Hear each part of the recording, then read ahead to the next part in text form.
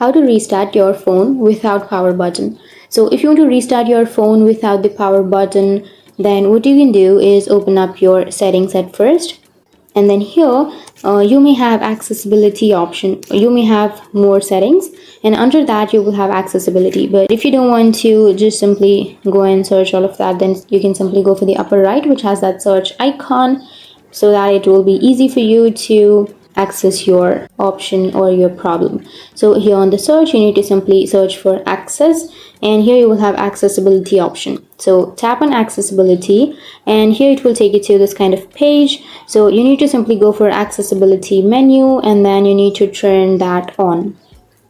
And once you turn that on, now tap on allow, and got it. And here you will have accessibility shortcut right on the bottom right of your screen. So tap on that, and here you will have all of these options. So if you want to simply restart your phone without the power button, then here you can simply tap on the power, and here you will have these options. So you can simply choose power off or restart or anything, and then you can restart or turn your power off. So that's how you can restart your phone without the power button. And if you have any questions, feel free to comment below. Thanks for watching.